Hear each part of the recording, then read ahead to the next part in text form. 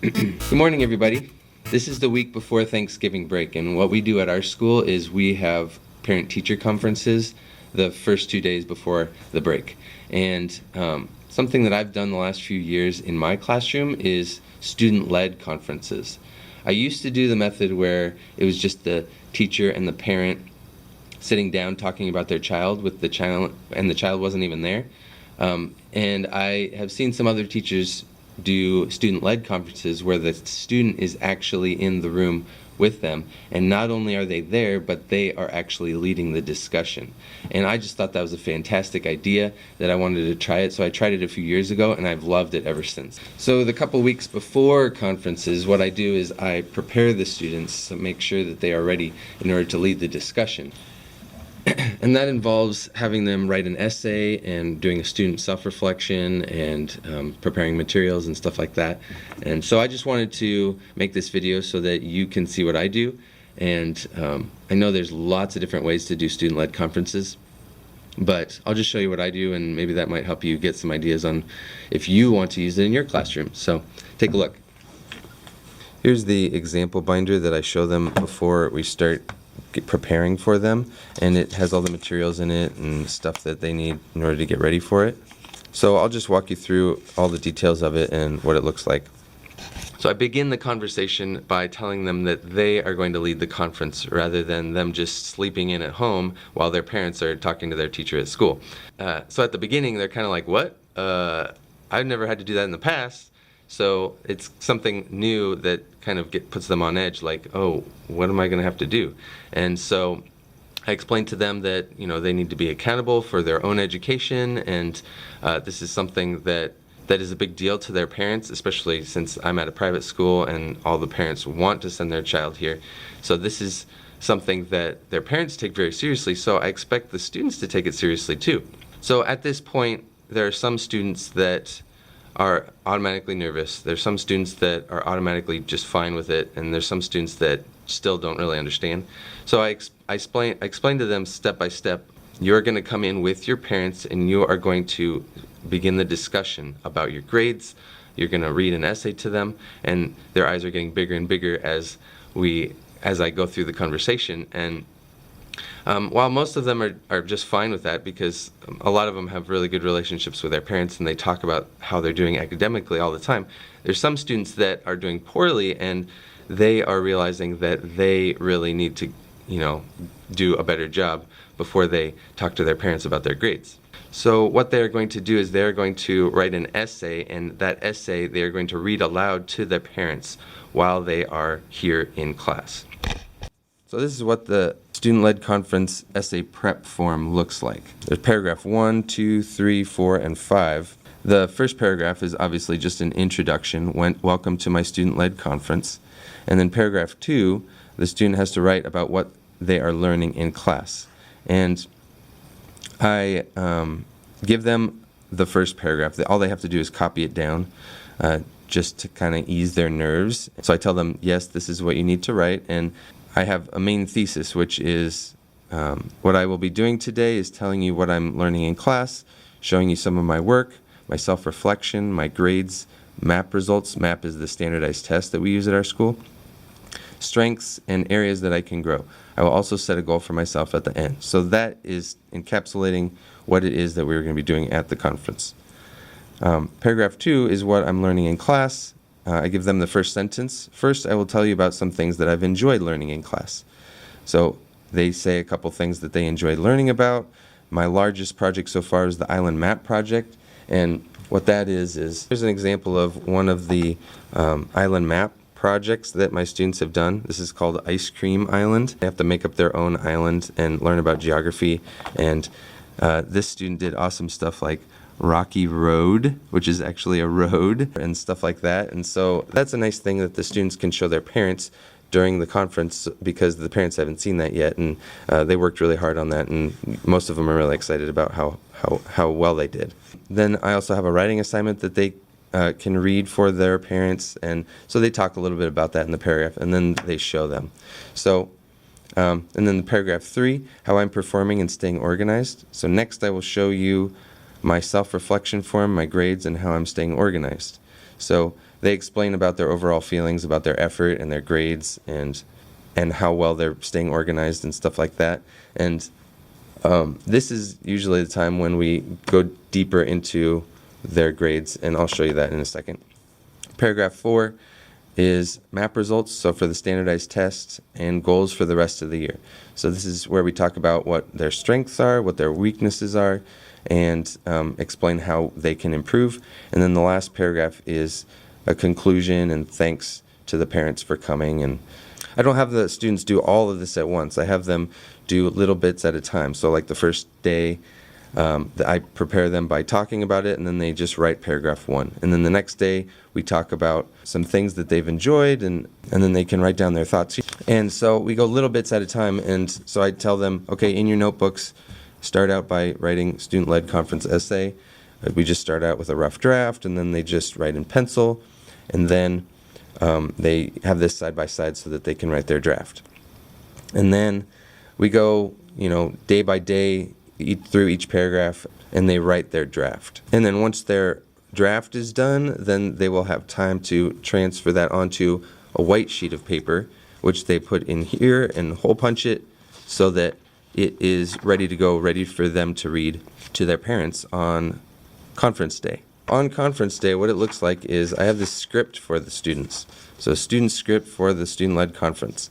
And it will begin with me praying, because we're at a private Christian school, and so I begin by praying, and then I give the students option to finish the prayer if they want to. Number 2, the next step is get ready to read their handwritten conference essay. So that's right here, so I have them get it all ready. The script goes here, and the essay goes here, and so they follow these steps in order to present to their parents. So then the next step is they read paragraph 1 and 2, and then stop. So they read the first 2 paragraphs, and then stop, and then they show their island map project. So the student gets a chance to show their parent their island map, and they say, look, Mom and Dad, or whoever, this is what I've worked really hard on. I feel like I did well, because, hopefully it's well, I feel like I did well because, and then they give a reason, because I worked really hard on the drawings, or because I learned a lot about landforms, or whatever. And then emoji narrative is a writing assignment that we do in class, so they can read a little bit from that and talk about how they feel they did and the reason. So then they read the next paragraph, so they read, and then read paragraph 3, and then they stop. Then they show their student reflection form. Now the student reflection form is here, and they have done this beforehand, thinking about their learning and thinking about how things are going. Student reflection form. What are some of your strengths as a student? What are some of your weaknesses? Overall, how do you feel the year is going so far? How have you been doing with completing your classroom job? Would your classmates agree? What do you enjoy most about Mr. Riedl's classroom so far this year? What do you dislike? And then they have these ratings things that I came up with. I participate in class, I'm prepared, I have a positive attitude, and so on and so forth. So they rate themselves. And we have some questions about math, we have questions about reading, we have other questions about random things. So this student reflection form is a good way for the students to present to their parents how they think that they are doing. So we review that. At this point, when they are going through the self-reflection, this is an awesome time where I am able to interject a little bit here and there and share my thoughts. Usually they align really well with what the student thinks of themselves, but sometimes I have to give the student a little bit more praise than they give themselves, because some of them are really hard on themselves. And other times there are some students that think too highly of themselves, and I kind of need to bring them down to reality in order to kind of give their parents a better understanding of how they're not doing as well as they think they are. And so that's a really good opportunity for us to have conversation together with the parents and me and the student. And then we talk about grades. And our grade book, we're able to print student grades. It gives them averages and their grades here. And so they present to their parents what their grades look like. We go over any missing assignments if they have missing work. We also look for any assignments that might have low scores. And what I do with the students is I have them go through and highlight, and we do this all as a whole class. We go through and highlight the missing assignments together. We highlight the grades together. We highlight the subjects, and And so they look through this and they make sure that they know what it is that they are showing their parents when they lead the conference. So it's not new to them and they're not surprised when they realize, oh yeah, I have like 7 missing assignments. I need to own up to that and talk to my parents about that. Then after we talk about grades, they read paragraph 4 in the essay, and just so you know, this is, I wrote this as an example and I just didn't finish. I was showing them how to write the final, and I just didn't finish. We talk about map results on their standardized tests. I printed out some scores for them. I show them if they're increasing or if they're decreasing with their math or reading or science or language skills, and they can show their parents how they scored with those. And it also gives them good data on what they can improve on and what they're good at, and we talk about that as a class too. They finish by reading paragraph 5, and then they say out loud, "Do you have any questions for me or Mr. Riedl before I set a goal?" And so that's a good time for any additional questions if they have any others. And then the conclusion of the conference, we set a goal for the student. And what that looks like is very different for each student. So I have to know my students pretty well in order to help them set a good goal. For some students who do really well academically, obviously it's going to be difficult to give them an academic goal. So I kind of lean more towards the leadership goals, behavior goals, or the social goals. Like some students really need to work on speaking louder or being a good leader, or some of them might need a goal to, go out to recess and make new friends or something. Whereas other students who struggle academically, their goal would be much more logically something academic. So they might need to shoot for something like, I will try to get straight B's, or I will improve my MAP score so that the next time in the winter when we do the standardized tests, my scores will go up. And maybe that might be spending extra time at home working on Khan Academy or reading more books or something like that. So I try to get a specific goal so that it's not just broad and it's something measurable that we can all check in with about throughout the year. So then at the end, the student is instructed to shake hands with Mr. Riedl and say, "Thank you, Mr. Riedl, have a happy Thanksgiving." And usually, because that's written there, usually they have a big smile on their face because it's kind of funny. So yeah, that's that. And what I'm going to do next is I'm going to show you how the students prepared. Here's one student. So I said the students could decorate the cover if they want for student-led conferences. And so here's what this student did. So this student wrote a little bit so that they have an idea of what they're going to say. This student wrote their paragraphs. You can see it's in their own handwriting, which is good for some kids and not so good with others. This student has really nice handwriting, looks really good. Some students need to work on their handwriting a bit, but I don't really grade them on their handwriting. I just grade them on their effort and how hard I think they worked on it. And this does count as a writing assignment because the students did put a lot of work into it, and so I make sure to give them credit for that. And I think the parents really appreciate seeing it in their own handwriting rather than typing it, because of the fact that they kind of get an idea of what their child's own handwriting looks like, so they can kind of tell how much effort they put into it. So I think the parents appreciate that. All in all, the feedback that I get from this is really positive from all the parents because they love seeing the child in the actual environment for where they learn. I think that is really helpful, and it also gives them a good idea of how uncomfortable they are sometimes with speaking, because they're so comfortable at home, but when they're in an environment like this with their parent, they're really uncomfortable. And I think it's really good for the parents to see that and allow them to get a kind of a different perspective on what their kid is like. So the couple weeks before conferences, I prepare the students all for this. They practice, they train. Here's a few pictures from when they were practicing in class the couple days before the weekend. I am going to come in over the weekend and I'm going to set up all the maps and the binders and make sure that they're in order. And then I'm going to come in Monday morning and we're just going to go for it and get started. I get to kind of sit back while the student presents, so it's a little bit easier on me. So the flip side on that is that it's a little harder on me because I have to prepare all these materials ahead of time, but it's much easier for me as a teacher as I kind of just get to sit back as the student presents during the conference. So it's kind of, I would say, about just as much work as doing a regular parent-teacher conference. So, but I prefer this way because it gives the kid a lot more motivation. All right, Gonna come in on the weekend after the kids are all done with this. And so where are we going right now, buddy? 7-Eleven. 7-Eleven. And? Your school. My school. And you know what we're gonna do at my school?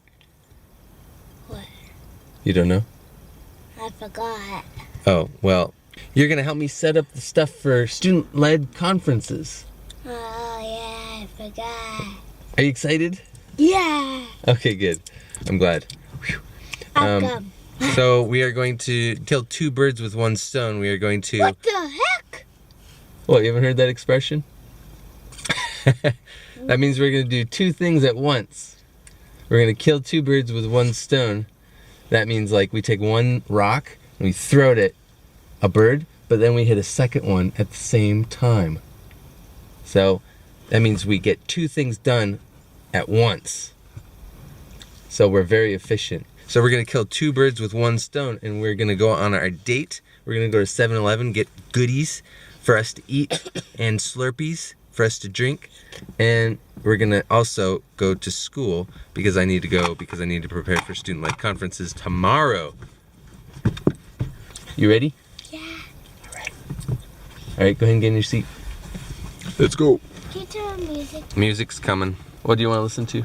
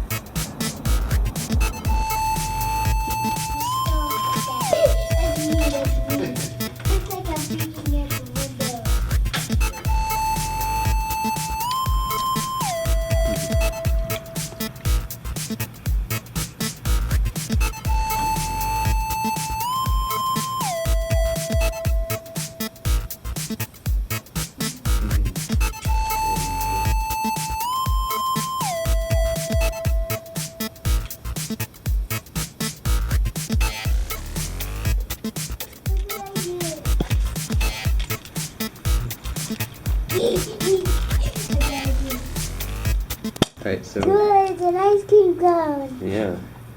So, you're going to help me line these up. When you get down to here, then you go... This way?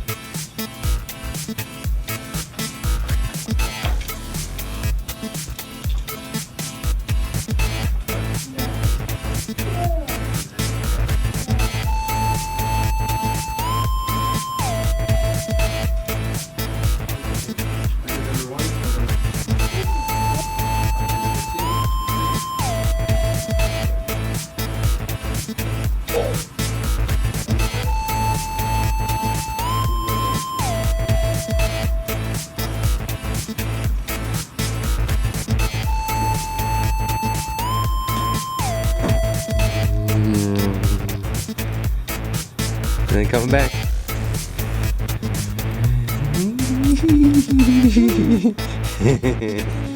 High five. Okay, so now that we've set up all of the island maps and the student data binders, they're all ready to go for the students when they come in to lead their conferences. So what I do in order to prepare is I look and see who's next on the list for whoever is going to be coming in, and then I get their stuff. So I know that this third person is going to be the next one coming in, so I bring this over to the table, and I have this note sheet that the parents can write notes on, and also sometimes the parents need a little help thinking of questions to ask their child. Otherwise they'll just sit there and say nothing. So I give them some example questions on things that they could be asking or helpful feedback for them. And then at the end we write the child's goal all together so that we all write something down. I write in my notes, the student writes it down at the bottom here, and the parent can write it on here. So I set this all up for them so it's all ready to go. So this goes here for the parent, and they can write notes on there. This map will be here for the student when they get to that point in the conference, when they are reading through their materials. And so the student sits here, parents sit there. I'm going to sit here in this chair with my notes on my Chromebook, and there's extra pencils here if the parents need it or the student needs it. And that's pretty much it. I absolutely love student-led conferences. I love being able to listen to the student, explain to their parent how hard they worked, and if a student didn't work so hard, then it's really nice time for them to kind of own up to the lack of progress that they've made and be honest with their parent about it. And it also really gives me a lot of insight when I see the parent and the student, the parent and their child interacting. It really gives me a lot of insight into their relationship and how the child feels about what their parent thinks of them. I recommend it for everybody. Like, it's good for the kid, keeps them accountable, and it's good for the parent because they see how their child interacts with me and how well they're preparing for everything. If you're trying out student-led conferences for the first time, then good luck. I hope it goes well, and feel free to let me know if you have any questions. I'd be happy to answer them. Thanks for watching the video. Hope you enjoyed it. Talk to you guys later. What are you drawing? That is a big eyeball. A little bit too big. A little bit too big? Well, I think it's awesome. Now, Nolan, you know you shouldn't really kill a bird with a stone, right?